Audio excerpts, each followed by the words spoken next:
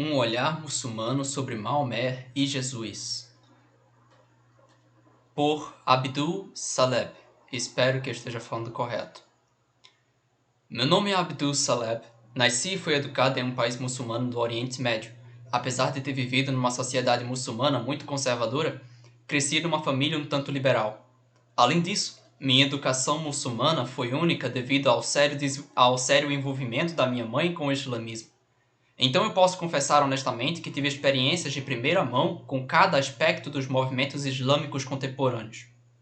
Pessoalmente, não me considerava muito religioso. Já cheguei até a me voltar para ideologias marxistas, achando que elas poderiam providenciar soluções reais para as doenças sociais do meu país. Mesmo assim, ao longo de todo esse tempo, nunca duvidei dos fundamentos da minha fé religiosa. Eu via o islamismo como uma fé com ideais tão nobres que não me considerava digno de ser chamado muçulmano. Mas eu acreditava de todo o coração que o islamismo era a última e mais perfeita religião estabelecida por Deus para toda a humanidade, baseada na revelação final do Senhor, o Alcorão, e que o profeta Maomé era o selo da profecia. Minha visão acerca das demais religiões, especialmente judaísmo e cristianismo, era de que, apesar delas serem basicamente as mesmas, já que foram reveladas pelo mesmo Deus, eram todas inferiores ao islamismo, porque todas elas tiveram diversos graus de corrupção da mensagem original de seus profetas fundadores, algo que nós, os muçulmanos, nunca fizemos. Minhas visões religiosas foram radicalmente mudadas quando deixei meu país por causa da turbulência civil e fui para a Europa, a fim de continuar os meus estudos. Por providência divina e por diversas circunstâncias, acabei me matriculando numa escola internacional cristã. Uma pergunta que fiz ao meu professor revolucionou a minha visão de mundo. Eu perguntei: como é possível a sua palavra de Deus dizer uma coisa e a nossa palavra de Deus dizer algo tão diferente? Meu professor, que não sabia muito sobre islamismo, gentilmente perguntou: como é que você sabe que o Alcorão é a palavra de Deus? Fui surpreendido por aquela resposta. Eu vivia em um mundo em que as pessoas simplesmente pressupunham que o Alcorão foi ditado palavra por Deus ao profeta Maomé, e ninguém nunca questionava essa afirmação. Aquele breve encontro me forçou a começar uma jornada. Eu me engajei durante horas com os meus amigos cristãos em discussões cordiais e debatia sobre a honestidade e veracidade da verdade cristã, cristianismo e islamismo. Como quase todos os muçulmanos, minha reação original às afirmações dos cristãos a respeito de Jesus Cristo era de extremo choque. Aquelas afirmações não somente pareciam claras blasfêmias, como também eram absurdas, como pode qualquer ser racional acreditar em coisas como aquelas a respeito de um profeta honrado por Deus? Apesar das diferenças teológicas entre nós, havia algo na vida daqueles amigos que causava uma boa impressão. Havia uma sinceridade no relacionamento deles com Deus e com as pessoas com a qual eu nunca havia me deparado. Então, frequentemente dizia aos meus amigos que não queria negar a fé deles, mas apenas queria chegar a um acordo para que eu pudesse me agarrar à verdade do islamismo e eles pudessem continuar com a fé que tinham.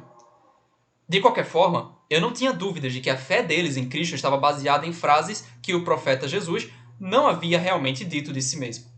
Minha dificuldade para entender a fé cristã estava muito mais relacionada com as linhas que historicamente separam o islamismo do cristianismo. Eu não concordava de jeito algum que a Bíblia, especialmente os documentos do Novo Testamento, eram confiáveis quando o assunto era relatar as palavras proferidas por Jesus. Qualquer coisa na Bíblia que discordasse com o Alcorão era automaticamente rejeitada por ser considerada um ensino corrupto da Bíblia. Minha jornada espiritual durou meses. Muitas vezes eu encontrava conforto no Alcorão, mas acabava achando mais questionamentos que respostas naquele livro. Por exemplo, o tom violento da maioria das passagens do Alcorão, especialmente contra incrédulos, mas também contra judeus e cristãos, começou a me incomodar quando comparado com a ênfase dada ao amor no Novo Testamento. Uma passagem em particular me incomodou, principalmente por causa da minha boa amizade com muitos cristãos. Foi a Sura 5:51. Ouve aquele que acredita. Não tenha judeus ou cristãos como amigos e protetores. Eles são amigos e protetores apenas uns dos outros.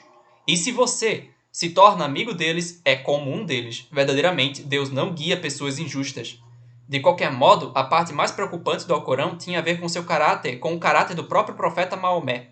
De acordo com Sura 33:37, Deus puniu Maomé por ele ter desejado se casar com a esposa divorciada do seu próprio enteado, a fim de que, no futuro, não houvesse dificuldades para os infiéis entenderem que não é permitido que haja casamento com as esposas de seus respectivos filhos adotados, quando os últimos tiverem dissolvido formalmente seu casamento com elas e a ordem de Deus deverá ser cumprida. Eu lembro claramente da primeira vez que cruzei com esse versículo nos meus estudos do Alcorão e comecei a chorar com grande desgosto e vergonha. Toda a minha vida eu ouvi dizer que Maomé foi o profeta mais perfeito que existiu, um exemplo moral para a humanidade. Mas o Alcorão mencionava que um bom número das revelações feitas por Deus a ele poderia ser de extremo proveito para o próprio profeta. Cristianismo ou islamismo? Eu imediatamente escrevi uma carta para minha mãe com algumas das perturbadoras questões com as quais eu estava me deparando. A resposta que eu recebi para a minha carta de um dos líderes religiosos mais conhecidos do meu país foi que eu deveria apenas continuar os meus estudos seculares sem me prender muito à religião. Por outro lado, conforme meu entendimento sobre a Bíblia ia crescendo, muitas das minhas perguntas começaram a ser respondidas. Mesmo sendo muçulmano, passei a acreditar que a crucificação de Cristo foi um indiscutível fato histórico, que nenhuma pessoa honesta, acostumada a lidar com as evidências da história, poderia negar. O próprio caráter de Cristo, como foi evidenciado, por exemplo, em seu belo Sermão da Montanha, foi gradualmente causando uma impressão maravilhosa em mim. Mas, na minha opinião, o fato mais impressionante a respeito de Cristo foi a multidão de profecias no Velho Testamento acerca da vinda do Messias. Algumas dessas profecias são tão específicas e elas se encaixam na vida de Jesus tão detalhadamente que é incrível para mim perceber como Deus levou centenas de anos na história dos judeus para preparar a vinda do Messias. As profecias abrangeram desde os ancestrais do Messias, a maneira e o local onde nasceu, sua vida e ministério, até as circunstâncias que envolveram sua morte por crucificação. Eu estava muito atraído por Cristo, apesar de não poder ainda negar minha própria tradição e passado. Tornar-me cristão parecia uma traição definitiva à minha própria família e à minha herança islâmica. A tensão da minha vida era tão forte que eu me senti rasgado em duas partes, como se estivesse literalmente dividido entre essas duas fés. Mas eu ainda não podia acreditar que Jesus era qualquer coisa além de um simples ser humano, já que ele nunca disse explicitamente: "Eu sou Deus e vocês devem me adorar". As afirmações dos cristãos acerca de Jesus estavam baseadas em especulações e em evangelhos historicamente desconfiáveis. Certamente, as inacreditáveis frases atribuídas a Jesus foram inventadas pelos novos cristãos e colocadas na boca de Cristo. Um muçulmano se converte. Em meio a toda essa angústia e todos esses pensamentos, eu acordei em uma certa manhã e fui repentinamente surpreendido pelo significado de um versículo escrito pelo profeta Isaías, no 9º capítulo do livro bíblico de Isaías. Eu tinha lido esse versículo várias vezes, antes daquela manhã, mas nunca havia entendido o seu significado. Em Isaías 7,14 nós lemos: "Então o próprio Senhor vos dará um sinal. Uma virgem conceberá e dará à luz um filho, e ele se chamará Emanuel." Isaías continua então a escrever no capítulo 9. "Mas nos últimos tempos, Deus fará glorioso o caminho do mar, além do Jordão, a Galiléia dos gentios. O povo que andava em trevas viu uma grande luz, e sobre os que habitavam na terra de profunda escuridão resplandeceu a luz. Porque um menino nos nasceu, um filho se nos deu, e o governo estará sobre os seus ombros. E o seu nome será Maravilhoso Conselheiro, Deus Forte, Pai Eterno, Príncipe da Paz.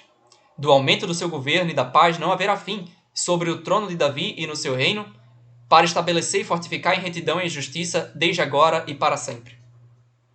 Eu não podia acreditar naquilo. O fato de que o Messias não seria apenas um profeta, mas o todo-poderoso Deus em pessoa.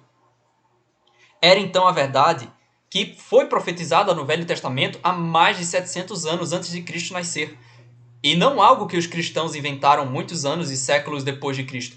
Era a própria promessa de Deus de que ele viria em carne, Emanuel, Deus conosco, e que estabeleceria seu reino, o qual durará eternamente. Eu me tornei cristão no dia seguinte, em 20 de janeiro de 1985. Chorei incontrolavelmente enquanto orava e colocava em Cristo a minha fé.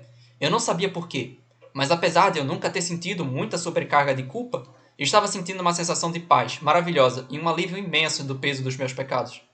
A sensação de descanso por finalmente ter encontrado a verdade sobre Deus e sua revelação de amor à humanidade através de Jesus Cristo me trouxe uma satisfação incrível.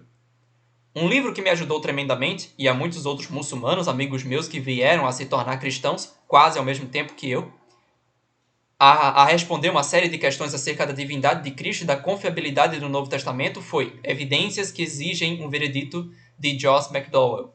Eu recomendo muito esse livro. Logo depois da minha conversão, decidi dedicar a minha vida inteira a propagar as boas novas de Cristo entre os muçulmanos, especialmente as pessoas do meu país. Recentemente vim aos Estados Unidos para receber meu diploma, meus diplomas em estudos bíblicos e teológicos. Eu também sou coautor de um livro chamado Respondendo ao Islamismo, Crescendo à Luz da Cruz.